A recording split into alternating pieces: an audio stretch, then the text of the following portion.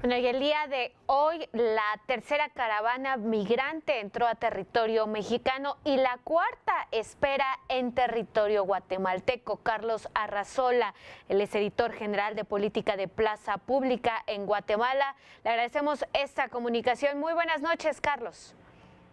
Hola, ¿qué tal? Buenas noches. Carlos, ¿cuál es la situación de la cuarta caravana migrante y cómo fue el paso de la tercera a territorio mexicano?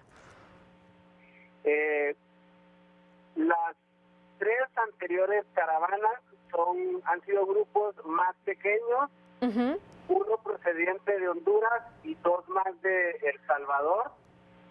Han venido más desperdigados, digamos, en diferentes grupos desde que salen de sus países, han tomado la misma ruta, pero han llegado al centro de Ciudad de Guatemala y luego siguen hacia el norte, hacia el departamento de San Marcos, al pueblo fronterizo de Cumumán para pasar la frontera con México.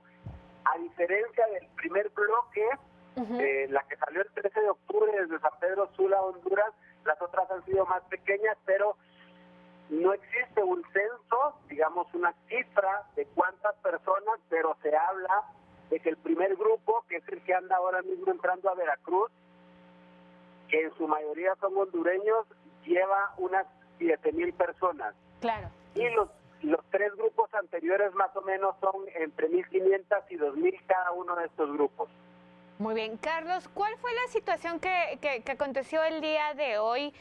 Hubo algunos migrantes que decidieron entrar de manera ilegal, por así decirlo, en el río Suchiate y ya los esperaban de este lado, de territorio mexicano, elementos de la Policía Federal. Sí, al parecer el día de ayer varios pasaron de manera regular por la frontera y pudieron ingresar sin ningún problema.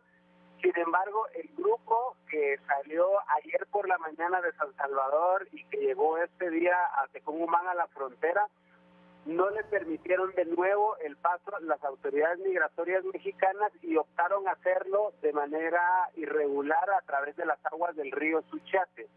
Claro. Esta es una práctica común, digamos, una práctica cotidiana, ha pasado desde hace muchísimos años de que la gente cruza la frontera de manera irregular a través del río Suchiate. De hecho, ahí están las balsas artesanales que trasladan a las personas ante la mirada de las autoridades migratorias de Guatemala y de México.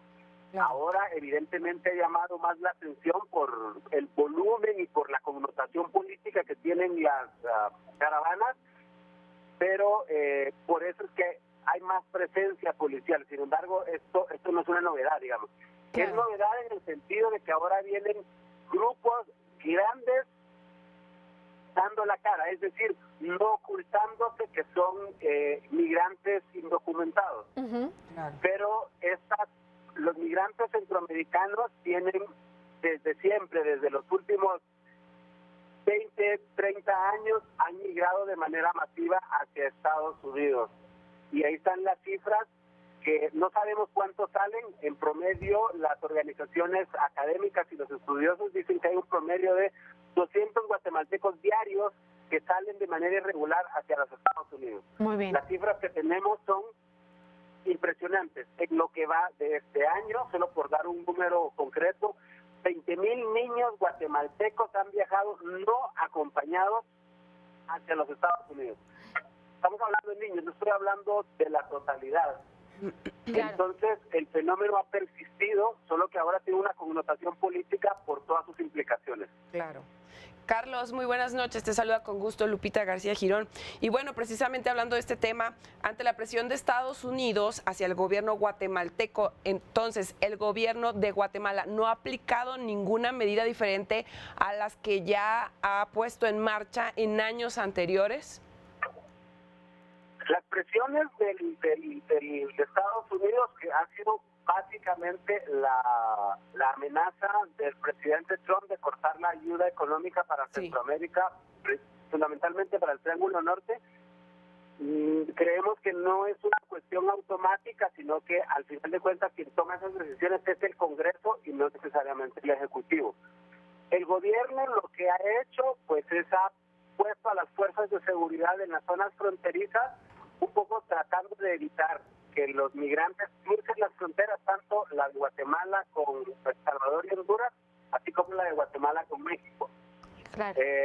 Ha habido incidentes, de hecho, han lanzado gases lacrimógenos en contra de los migrantes para evitar que pasen las fronteras, pero han sido incidentes, digamos, menores, porque luego se diluyen y la gente al final de cuentas ha terminado pasando. Claro. Muy bien. El tema de fondo no es necesariamente cómo impiden el paso de esto, sino que lamentablemente ninguno de los tres países, Guatemala, de donde provienen los migrantes, Guatemala, El Salvador y Honduras, ha desarrollado políticas públicas para evitar que la gente salga. Y es importante subrayar algo. Aunque la figura, digamos, legal y sociológica que utilizamos es el de migrante, en el caso de estas personas realmente son refugiados que están huyendo de la pobreza, pero también de la violencia. Los niveles de violencia en estos tres países, principalmente en Honduras y en El Salvador, son altísimos.